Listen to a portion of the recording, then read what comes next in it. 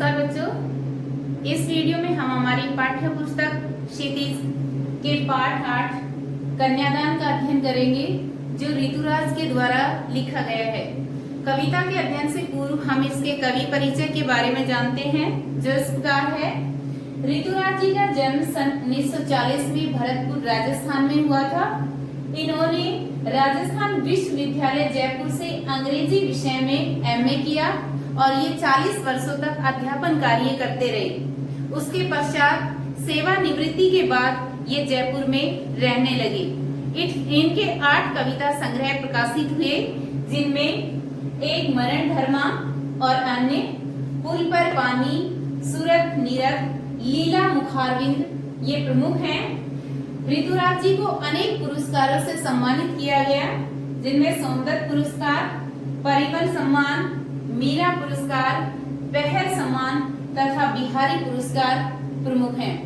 प्रस्तुत जो इनकी कविता है कन्यादान, इसमें कवि ने कन्यादान के समय माँ द्वारा बेटी को जो सीख दी जाती है, जो शिक्षाएं दी जाती हैं, उनका वर्णन किया है। इस कविता में कवि ने परंपरागत सीखों से हट करके अलग प्रकार की सीखों का वर्णन अपनी कविता में किया है।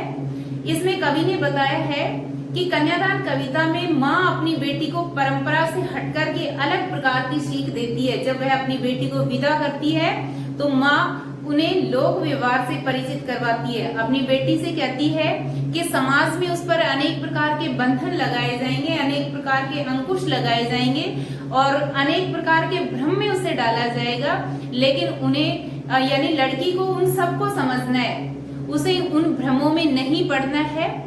माँ एक स्त्री थी, उसने स्वयं समाज में बहुत सी कुरीतियों का पालन किया था, अंधविश्वासों और रूढ़ियों का निर्वाह किया था।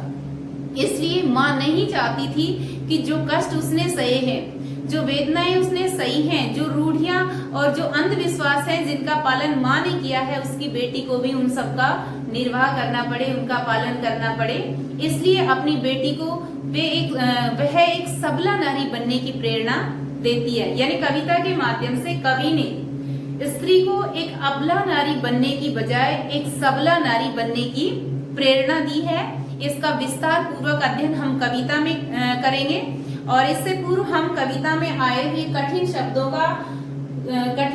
के बारे में जानते हैं। तो शब्द है प्रामाणिक। प्रामाणिक का मतलब होता है सच्चा या वास्तविक, आभास महसूस होना, सयानी समझदार, बांचना पढ़ना, धुंधले अस्पष्ट। लयबद्ध का मतलब होता है लय में बंधी, रीझना प्रसन्न होना, आभूषण गहने, शाब्दिक भ्रम शब्दों द्वारा फैलाया गया संदेह। तो कविता में कवि ने एक माँ के माध्यम से स्त्री को जो सीख दी गई है, लड़की को जो सीख दी गई है कन्यादान के समय, उनका वर्णन किया है और उसके बारे में हम कविता में अध्ययन करेंगे, जो कि इस प्रकार है। ना प्रमाणिक था उसका दुख, लड़की को दान में देते वक्त, जैसे वही उसकी अंतिम पूंजी हो। प्रस्तुत कविता में कन्यादान कविता में कवि ऋतुराज ने बताया है कि कन्यादान के समय, लड़की के विवाह के समय, जब एक माँ के द्वारा अपनी लड़की का दान किया जाता है तो उस समय उसका दुखी होना वास्तविक होता है, सच्चा होता है, क्योंकि माँ के लिए उसकी बेटी ही उसकी अंतिम पूंजी होती है। माँ के लिए उसकी बेटी उसकी अंतिम पूंजी क्यों होती है? क्योंकि माँ के द्वारा अपने जीवन के सभी संस्कारों को अपनी बेटी में भरा जाता है, अपनी बेटी में सभी संस्कार डाले जाते हैं, इसलिए माँ के लिए उसकी बेटी ही उसकी अंतिम पूंजी होती है।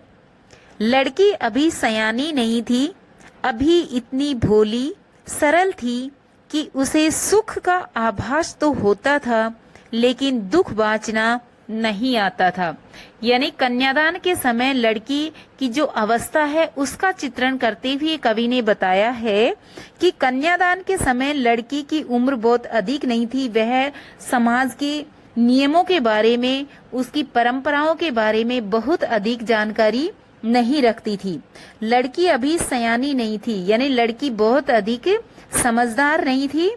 वह इतनी भोली सरल थी कि उसे सुख का आभास तो होता था, कन्यादान के समय, लड़की के विवाह के समय लड़की इतनी भोली और सरल थी कि उसे सुख का आभास तो होता था, क्योंकि उसने अपने माता पिता के यहाँ सिर्फ सुख ही देखे थे, इसलिए उसे सुख का आभास तो होता था, सुख के बारे में तो उसे पता था, लेकिन दुख का उसे कोई भी अनुमान नहीं था। दुख को वह पढ़ना नहीं जानती थी। पाठिका थी वह धुंधले प्रकाश की, कुछ तुकों और कुछ लयबद्ध पंक्तियों की, यानी जीवन के सुखों की तो वह पाठिका थी। कौन? लड़की। कन्यादान के समय लड़की की जो उम्र थी वह बहुत कम थी और उसने अपने जीवन में सिर्फ सुख ही देखे थे, इसलिए वह सुखों की तो पाठिका थी, लेकिन जीवन की वास्तविकताओं का उसे कोई भी अनुभव नहीं था, उसका उसे अंदाजा नहीं था। लेकिन लड़की की जो माँ थी वह जीवन के सुख दुख की पाठिका थी। एक स्त्री होने के नाते उसने अपने जीवन में अनेक प्रकार के उतार चढ़ाव देखे थे। समाज के द्वारा उस पर अनेक प्रकार के बंधन लगाए गए थे, अनेक प्रकार की कुप्रथाओं को उस पर लादा गया था, और स्त्री होने के नाते माँ ने उन सभी परंपराओं का, कुप्रथाओं का निर्वाह किया था। तो माँ ये चाहती है कि जिन परंपराओं का निर्वाह उसने किया वो सब उसकी बेटी को नहीं करना पड़े, उनका निर्वाह उसकी बेटी को नहीं करना पड़े। इसलिए अपनी बेटी को एक सबला नारी बनाने के लिए कन्यादान के समय माँ अपनी बेटी को सीख देती है, और सीख देती हुई माँ अपनी बेटी को समझाती है। माँ ने कहा, पानी में झांककर अपने चेहरे पर मत रीझना। माँ के द्वारा अपनी बेटी को सीख दी जाती है, माँ के द्वारा उसकी बेटी को समझाया जाता है कि तुम्हें अपने सौंदर्य पर प्रसन्न नहीं होना है। ससुराल में तुम्हारे सौंदर्य की यदि प्रशंसा भी की जाए किसी के द्वारा तो तुम्हें उस पर प्रसन्न नहीं होना है, तुम्हें जीवन की वास्तविकताओं को पहचानना है।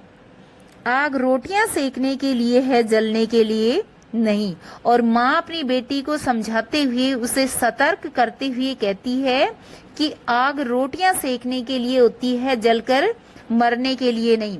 क्योंकि विवाह के पश्चात जब ससुराल में लड़कियों पर अत्याचार किए जाते हैं, उन पर अनेक प्रकार की कुप्रथाएं लाद दी जाती हैं, तो बहुत सी जो लड़कियां हैं वो उनको नहीं सहन कर पाती हैं और वे मरना ही उचित समझती हैं।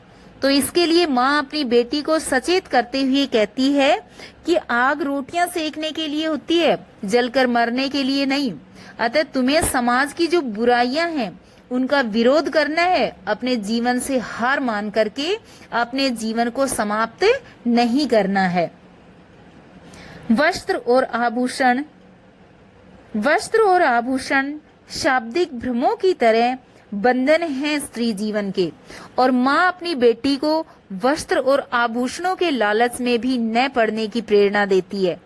माँ अपनी बेटी को सीख देते हुए कहती है कि ससुराल में तुम्हें अनेक प्रकार के वस्त्र और आभूषण उपहार स्वरूप दिए जाएंगे, लेकिन वे वस्त्र और आभूषण भी तुम्हें बंधन में बांधने का जरिया मात्र है।